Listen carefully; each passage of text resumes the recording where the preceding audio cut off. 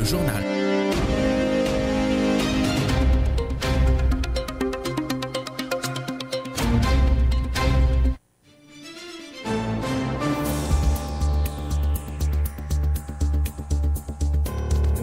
De 13h30 à la une de l'actualité, Gebes, le souffle court, mais le cri lent. Les habitants d'Ochat Salem se mobilisent contre la pollution industrielle du GCT.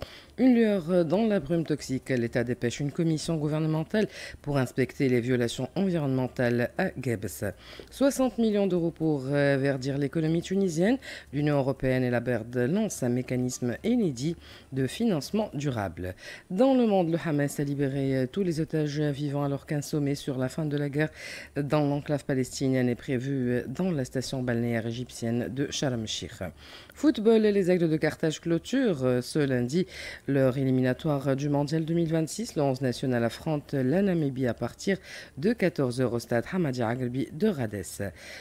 Météo, le vent se lève, les nuages s'installent. Météo temps capricieux sur une grande partie du pays.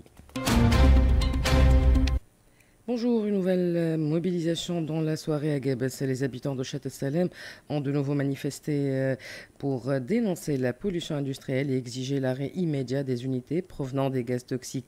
Ces émanations sont à l'origine de plusieurs cas d'étouffement survenus ces derniers jours parmi des élèves rassemblés pacifiquement devant les usines du groupe chimique tunisien.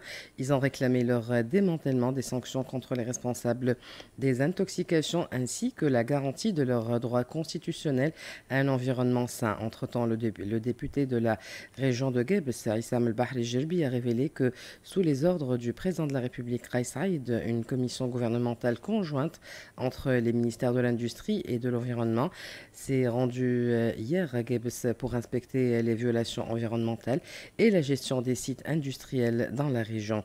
Le député a précisé que la commission est encore en train de finaliser son travail, appelant à ce que le diagnostic soit précis afin de permettre l'adoption de décisions adéquates. Le député a souligné qu'il attendait des décisions urgentes de la part du gouvernement pour protéger les habitants de Gebes et encercler et enclencher des projets de réaménagement environnemental.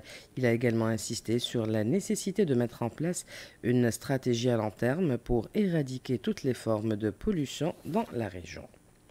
Cela dit, la décision du gouvernement de confier à un groupe d'experts l'examen technique du fonctionnement des usines chimiques à Gebes n'a pas manqué d'apaiser les tensions et calmer les esprits et rassurer la population. Le point avec notre correspondant, l'Akhdar Suite. On ne peut nier la gravité de nuisances respiratoires causées aux habitants par l'émanation des gaz toxiques, la viciation de l'air et la pollution de l'atmosphère, rendant la vie pénible et la santé fragile et mal à l'aise au commun des populations gabésiennes. Il faudrait à ce stade accélérer les études d'identification des défauts mécaniques et chimiques, des vices de fonctionnement et des éventuelles défectuosités des équipements en place afin de réparer le réparable et remplacer le matériel usé avec du neuf. La santé du citoyen, son bien-être et la qualité de vie passent avant toute considération financière et économique. Nous sommes en pleine période de grande culture céréalière. Notre agriculture a grandement besoin d'engrais. Il faudrait également honorer nos engagements envers nos clients à l'étranger. Et le plus vite serait le mieux. Environnement toujours, la Banque européenne pour la reconstruction et le développement de l'Union européenne lance aujourd'hui en Tunisie le mécanisme de financement de l'économie verte. Cette initiative a pour objectif de soutenir les entreprises tunisiennes dans leur transition écologique. Dotée d'une enveloppe de 60 millions d'euros, le programme propose des lignes de crédit aux banques locales pour financer des projets verts. Il inclut également un soutien technique pour identifier les besoins en financement durable et des subventions directes pour les entreprises. L'initiative contribue à aider les entreprises tunisiennes à se conformer aux normes environnementales européennes.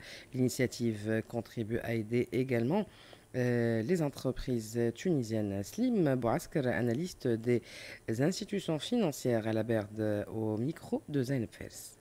Green Economy Financing Facility, c'est un programme qui a été lancé dans 30 pays d'opération et aujourd'hui on a l'honneur de l'avoir concrétisé en Tunisie. Donc ce programme il va permettre de fournir des lignes de financement sur une durée allant jusqu'à 5 ans pour les banques tunisiennes qui va servir après pour le financement de projets verts en Tunisie. Donc le bénéficiaire principal de cette initiative va être les PME tunisiennes selon la notion européenne. Donc on parle de toute société qui a moins de 250 employés. In fine, on a une assistance technique qui va être allouée aux banques partenaires. Cette assistance technique va permettre aux banques de bien identifier le besoin ainsi que le pipeline des projets verts et bien adresser le besoin de leur clientèle. Aussi, une subvention qui va être aussi subventionnée, financée par l'Union européenne. Elle va être déboursée directement aux PME, qui est aux alentours de 10 à 15% selon la maturité du projet. Elle va être déboursée aux PME juste après implémentation du projet. Le montant global de cette ligne de crédit s'élève à 60 millions d'euros. 40 millions d'euros vont être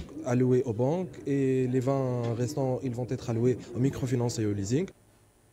Signature d'un accord ce matin entre la Fédération tunisienne de l'environnement et du développement et l'ONU Habitat pour la création de 12 clubs environnementaux dans les écoles de Kerkana. L'objectif de cette initiative est de sensibiliser la nouvelle génération aux effets des changements climatiques et de renforcer la résilience face à ces enjeux environnementaux. Hedi Belhaj, coordinateur général de la Fédération tunisienne de l'environnement et du développement, nous en dit plus au micro de la Jebel Amara. On a signé une convention avec l'ONU Habitat pour créer des clubs de résilience climatique et de développement durable dans les établissements de Kerkena pour renforcer les capacités de ces clubs-là dans tout l'archipel de Kerkena, puisqu'on travaille avec les enfants, bien sûr, qui vont travailler surtout pour les zones vertes, sur l'eau, sur tout ce qui est relation avec les changements climatiques dans l'archipel. Ce sont 12 clubs dans tous les établissements de Kerkena. La première des choses, bien sûr, il y en a des animateurs, que ce soit des instituteurs, des professeurs qui vont animer leur club et on va faire la formation avec nos experts. Durant 2 ans, il y en a tout un travail à faire dans ces établissements, bien sûr, pour motiver les jeunes dans ces établissements à s'adapter avec les changements climatiques. La production oléicole s'annonce bonne et de qualité cette année dans le nord-ouest où l'on se prépare activement à la cueillette des olives et de transformation après avoir engagé la cueillette des olives de table. Le point avec notre correspondant dans la région, Jamel Tibi.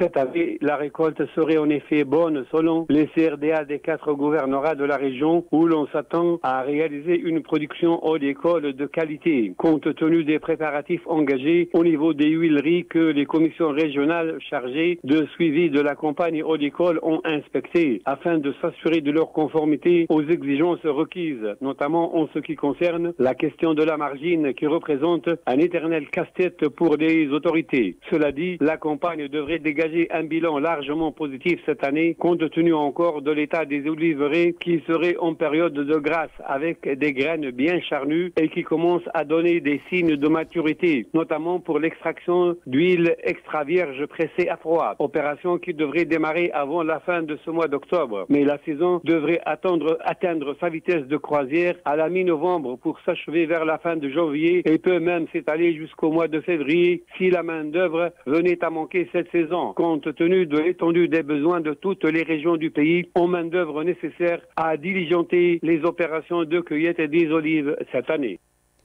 Le déficit commercial en hausse sur les 9 premiers mois de 2025. Le déficit atteint 16,7 milliards de dinars contre 13,5 milliards à la même période en 2024. Le taux de couverture des importations par les exportations chute à 73,5%. Le secteur énergétique reste le principal contributeur avec plus de 8 milliards de dinars. Concernant les avoirs nets en devises étrangères de la Tunisie, elles se sont établies à 24 578 millions de dinars au 10 octobre, selon les dernières données publiées par la Banque centrale de Tunisie. Le corps de la femme emporté hier soir par les crues de l'Oued Dzir a été retrouvé ce matin près du complexe agricole El Koudia dans la délégation de Bousselem au niveau des travaux d'installation d'un ouvrage hydraulique. La force du courant et l'obscurité avaient la veille empêché les secours de localiser la victime. Selon les premières informations, la femme aurait tenté de sauver ses 4 brebis avant d'être emportée par les eaux en creux qui coulaient à une vitesse inhabituelle. Dans l'actualité internationale, le Hamas a remis ce lundi en 2 étapes les 20 derniers prisonniers encore vivants qu'il détenait au comité international de la Croix-Rouge à Gaza dans le cadre de la première phase d'un accord de cessez-le-feu avec l'entité sioniste, alors qu'un sommet sur la fin de l'agression dans l'enclave palestinienne est prévu dans la station balnéaire égyptienne de Sharm el-Sheikh. Le mouvement palestinien a commencé par libérer 7 otages tôt dans la matinée, puis 13 autres par la suite, a déclaré un responsable impliqué dans l'opération, tandis que la réception par l'entité sioniste des corps de 28 otages décédés n'a pas encore eu lieu. L'armée sioniste a confirmé avoir reçu les 13 prisonniers en vertu de l'accord de cessez-le-feu. L'entité sioniste doit libérer 1966 détenus palestiniens dans le courant de la journée. Les corps de certains des 28 prisonniers morts et de 2 autres dont le sort est inconnu doivent être rendus ce lundi, tandis que près de 2000 détenus et prisonniers palestiniens vont recouvrer la liberté. Ces libérations constituent un aspect crucial de la première phase de l'accord de cessez-le-feu conclu la semaine dernière à Sharm el-Sheikh. Le prix Nobel d'économie 2025 a été attribué ce lundi 13 octobre au Français Philippe Agnan et au Canadien Peter Howitt. Ce duo a été récompensé pour leurs travaux sur l'impact des nouvelles technologies sur la croissance économique dans le monde. Une étude canadienne récente a averti que le fait que les enfants passent trop de temps devant les écrans pourrait avoir un impact négatif sur leurs résultats scolaires précoces, en particulier dans les matières de la lecture et des mathématiques. Pour cette étude, les chercheurs ont suivi un groupe de 3000 enfants de la province de l'Ontario au Canada entre 2008 et 2023. Ils ont établi un lien entre les données fournies par les parents concernant le temps que ces enfants passaient devant les écrans et les résultats des tests scolaires standardisés effectués par leurs enfants. Retour en Tunisie, la capitale tunisienne s'apprête à accueillir la 2e édition du Forum méditerranéen sur l'intelligence artificielle les 20 et 21 novembre à la Cité de la Culture avec la participation de 600 acteurs du domaine de l'intelligence artificielle des 2 rives de la Méditerranée.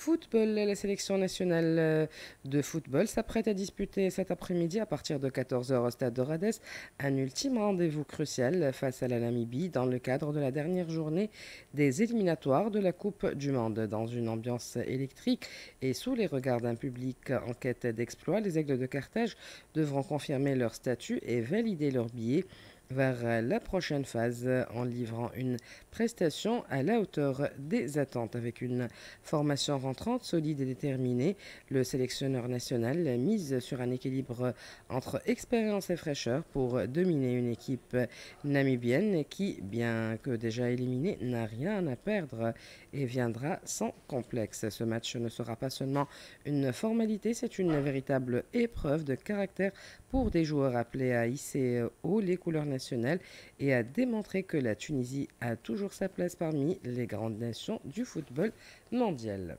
La météo à la fin de cette édition, le ciel sera partiellement nuageux sur la plupart des régions et parfois densément nuageux sur les régions côtières cet après-midi avec quelques pluies faibles et éparses. Le vent soufflera de secteur sud au nord et au centre et de secteur est au sud, relativement fort près des côtes et faible à modéré à l'intérieur du pays. La mer sera agitée à progressivement houleuse et les températures maximales seront comprises entre 26 et 31 degrés et seront aux alentours de 24 degrés sur les hauteurs de l'ouest. Avant de vous quitter, je vous rappelle les principales informations de ce journal. Gebs, le souffle court, mais le cri lent. Les habitants de Chat Salem se mobilisent contre la pollution industrielle du GCT. Une lueur dans la brume toxique. L'État dépêche une commission gouvernementale pour inspecter les violations environnementales à Gebs. Dans le monde, le Hamas a libéré tous les prisonniers vivants alors qu'un sommet sur la fin de la guerre dans l'enclave palestinienne est prévu dans la station balnéaire égyptienne de Sharm el-Sheikh. Football, les Aigles de Carthage clôturent cet après-midi leur éliminatoire du Mondial 2026. Le 11 national affronte la Namibie à partir de 14h au stade Hamadi Agrbi de Rades. Ainsi s'achève notre édition. Merci de l'avoir suivi. Merci à Raif pour sa précieuse collaboration technique. Merci également à Rim. La rédaction vous donne rendez-vous à 15h pour un flash d'actualité. Restez à l'écoute de RTCI.